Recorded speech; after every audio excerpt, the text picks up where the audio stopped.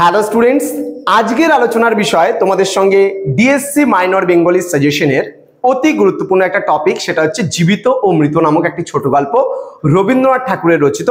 সেখান থেকে আজকে তোমাদের আমি সাজেশনস নিয়ে আলোচনা করব। তো ক্লাসটি শুরু করার পূর্বে তোমাদেরকে প্রতিদিনের মতো আজকেও বলবো, যারা এখনো পর্যন্ত আমাদের চ্যানেলটিকে সাবস্ক্রাইব করনি তারা অবশ্যই চ্যানেলটিকে সাবস্ক্রাইব করে পাশে থাকা বেল আইকন অল প্রেস করে দাও, যাতে নেক্সট টাইম থেকে কোনো ভিডিও আপলোড করলে তার নোটিফিকেশনটা তুমি সবার আগে পেতে পারো। এছাড়া তোমরা যারা ভাবছো যে অনলাইনে আমাদের সেন্টারে যুক্ত হবে, তারা অবশ্যই যোগাযোগ করবে। আমাদের অফিসিয়াল নাম্বার লিখে রাখো এখানে 7076398606 নাম্বারে অথবা 6295916282 নাম্বারে। তোমাদের টোটাল কোর্স ফি রয়েছে, যারা মেজর কোর্সে রয়েছে তাদের জন্য থার্ড সেমিস্টার থেকে হচ্ছে আমাদের কোর্স ফি 1199, মাত্র 200 টাকা বেড়ে যাচ্ছে। এবং যারা প্রোগ্রাম কোর্সে রয়েছে থার্ড সেমিস্টারে পাসের স্টুডেন্ট, তাদের 699, কোনো কোর্স ফি বাড়ছে না। তার কারণ কি, যারা থার্ড সেমিস্টারে মেজর কোর্সে পড়বে তাদের কিন্তু মেজরের পেপার কিন্তু আরো বেড়ে যাবে। তো সেই কারণে জাস্ট 200 টাকা বাড়ানো হয়েছে, তোমাদের কোর্স ফি খুব একটা বেশি বাড়ানো হয়নি। এবং তার বিনিময়ে তোমরা পাচ্ছ ক্লাসেস, রেকর্ডেড ভার্সন অফ ক্লাসগুলো পাচ্ছ, তোমরা একদম পরিমাণ মতো সাজেশনস পাচ্ছ, তোমরা সম্পূর্ণ টাইপিং করে নোটস পাচ্ছ। সমস্ত কিছু নিয়ে কিন্তু আমাদের পুরো 6 মাসের প্যাকেজটা হচ্ছে 1199 এবং 699। ঠিক আছে, তো চলো আজকে শুরু করব তোমাদের সঙ্গে জীবিত ও মৃত রবীন্দ্রনাথ ঠাকুরের ছোট গল্প থেকে সাজেশনস গুলো কি কি থাকছে আমাদের। এবার চলো, প্রথমত যে ছোট প্রশ্নগুলো রয়েছে, একেবারে অল্প প্রশ্ন, আমি বলবো না তোমাদের, কারণ জীবিত মৃত থেকে আমি কি বলছি যে একটা পার্ট যদি কম পড়ো তো একটা পার্ট তোমাকে একটু বেশি পড়তেই হবে। যেমন রবীন্দ্রনাথ ঠাকুরের আমাদের একটা গল্প ছিল শাস্তি, ছোট গল্প থেকে আমি লাস্ট ক্লাসে আলোচনা করেছিলাম এবং সেখানে তোমাদের বলেছিলাম সেখান থেকে মাত্র হাতে গোনা 5টা প্রশ্ন দিয়েছিলাম, তার মধ্যে থেকেই তুমি কমন পাবে। একেবারে পাতি প্রশ্ন আসবে, একদম সহজ প্রশ্ন আসবে। কিন্তু আবার আমরা রবীন্দ্রনাথের জীবিত ও মৃত গল্প থেকে কিন্তু একটু বেশি প্রশ্ন পড়বো।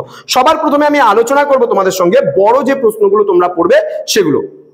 দেখো, জীবিত ও মৃত গল্পে কাদম্বিনীর প্রতি লেখকের সহানুভূতি এবং সমাজের প্রতি তার নীরব প্রতিবাদ কিভাবে প্রতিফলিত হয়েছে তা আলোচনা করো। খুব গুরুত্বপূর্ণ একটি প্রশ্ন। নেক্সট প্রশ্ন, জীবিত ও মৃত গল্পের নামকরণের সার্থকতা। দেখো, প্রত্যেকটা গল্পের নামকরণের সার্থকতা যদি পড়ে যাও না, তাহলে তুমি একটা অন্ততপক্ষে নামকরণের সার্থকতা কমন পাবে পরীক্ষায়, এটা তো একদম ড্যাম শিওর রয়েছে। তো পাবেই তুমি কমন। তাহলে 12 নম্বরে আমাদের 2টো প্রশ্ন লিখতে হয়, আসবে 4টা প্রশ্ন। আমি প্রতিটা জায়গা থেকে তোমাদের সঙ্গে আলোচনা করছি, যার যেখান থেকে মনে হবে, যার যেখান থেকে খুশি তুমি পড়ে যেতে পারো। ক্লিয়ার? নেক্সট প্রশ্ন হচ্ছে, জীবিত ও মৃত গল্পে তৎকালীন বাঙালি সমাজের কুসংস্কারাচ্ছন্ন মানসিকতা কিভাবে প্রতিফলিত হয়েছে এই গল্প অবলম্বনে তা আলোচনা করো। নেক্সট প্রশ্ন, জীবিত ও মৃত গল্পে কাদম্বিনীর চরিত্রটি বিশ্লেষণ করো, তার মানসিক দ্বন্দ্ব এবং চূড়ান্ত পরিণতি কেন অনিবার্য ছিল বলে তুমি মনে করো। ওকে, নেক্সট আমাদের কিছু মধ্যম মানের প্রশ্নগুলো, যেগুলো 5-6 মতন করে আসার সম্ভাবনা রয়েছে। তার মধ্যে জীবিত ও মৃত গল্পের নামকরণে জীবিত ও মৃত শব্দ দুটি কি তাৎপর্য বহন করে বলে তুমি মনে করো তা আলোচনা করতে বলেছে। নেক্সট, জীবিত ও মৃত গল্পে কাদম্বিনীর আত্মহননের পূর্বে তার অনুভূতির জগৎ কেমন ছিল তা আলোচনা করো।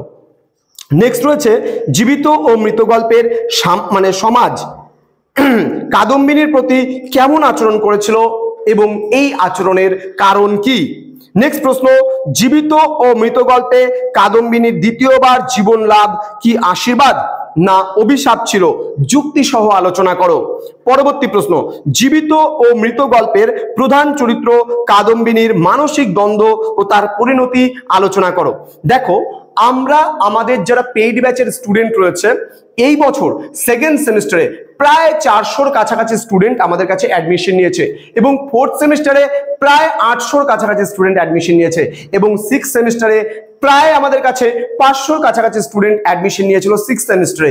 তো সব মিলিয়ে নর্থ বেঙ্গল ইউনিভার্সিটির আন্ডারে শুধুমাত্র আমাদের 8, 6, 14 এবং 4, 8 5 13 আর 4, প্রায় আমরা বলতে পারো 1700 প্লাস স্টুডেন্ট এই বছর আমাদের কাছে অ্যাডমিশন নিয়েছিল।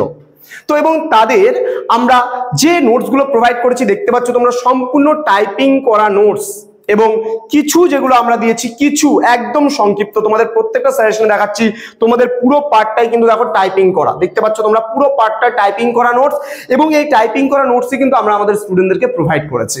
সুতরাং তোমরা যারা পরবর্তী সেমিস্টার থেকে অ্যাডমিশন নেবে তারা যোগাযোগ করবে, আমাদের অফিসিয়াল নাম্বার একদম উপর দিকে দেওয়া আছে, তোমরা আমাদের সঙ্গে যুক্ত হতে পারো। 7th জুলাই থেকে, আবারও বলছি 7th জুলাই থেকে আমাদের পরবর্তী সেমিস্টারের অ্যাডমিশন শুরু হবে, প্রথম থেকে জয়েন হবে, প্রথম থেকে ক্লাসে থাকবে, তাহলেই কিন্তু সমস্ত কিছু ক্লিয়ারলি বুঝতে পারবে। এইবার জীবিত ও মৃত গল্প থেকে কিছু ছোট প্রশ্ন, যেগুলো তোমাদের গুরুত্বপূর্ণ ছোট প্রশ্ন রয়েছে, সেই নিয়ে আলোচনা করব। এখানে আমি আমাদের স্টুডেন্টদের 30 কোশ্চেন্স দিয়েছি, ছোট প্রশ্ন কিন্তু 30 কোশ্চেন্স, এবং এখান থেকে তোমাদের মোস্ট ইম্পর্টেন্ট কিছু কোশ্চেন্স আমি বলে দেব। প্রথম প্রশ্ন, জীবিত ও মৃত গল্পটি কি ট্র্যাজেডি বলে তুমি মনে করো?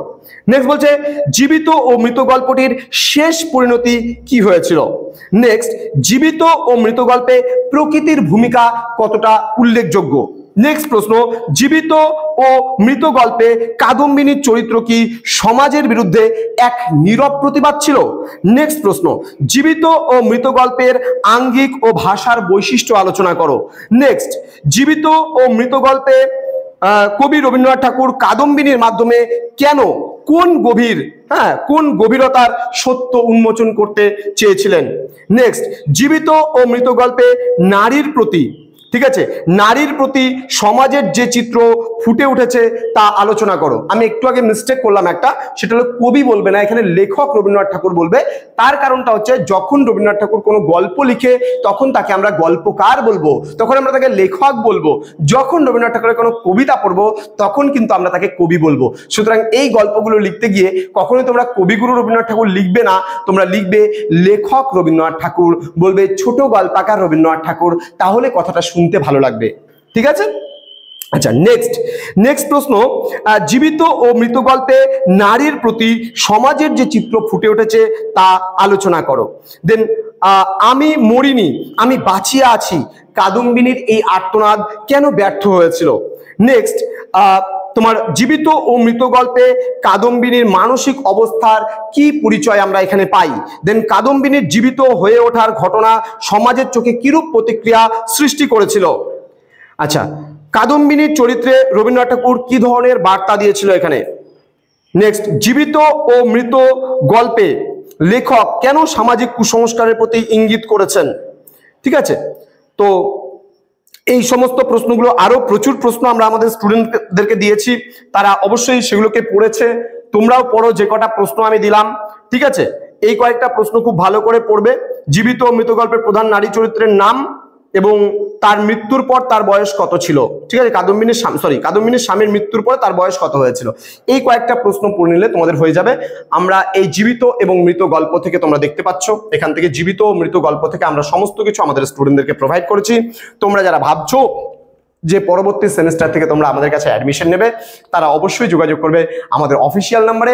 দেখা হবে তোমাদের সঙ্গে পরবর্তী যে আমাদের সিলেবাসটা রয়েছে সেই পরবর্তী সিলেবাসটাকে নিয়ে, অর্থাৎ তোমাদের ডমরু চরিত্র আমি আলোচনা করে দিয়েছি, সাজেশন দিয়ে দিয়েছি, তোমাদের শাস্তি আমি আলোচনা করে দিয়েছি, তোমাদের আজকে আমি আলোচনা করে দিলাম রবীন্দ্রনাথ ঠাকুরের যে জীবিত মৃত গল্পটি থেকে সাজেশনস, এবং তার পরবর্তী সাজেশনসগুলো অবশ্যই আমাদের আসবে এবং আমরা তোমাদের সঙ্গে আলোচনা করব খুব তাড়াতাড়ি।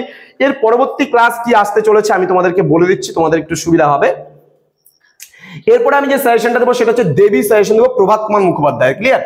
এর পরের যে সাজেশনটা পরবর্তী ক্লাসে আসবে সেটা প্রভাত কুমার মুখোপাধ্যায় দেবী।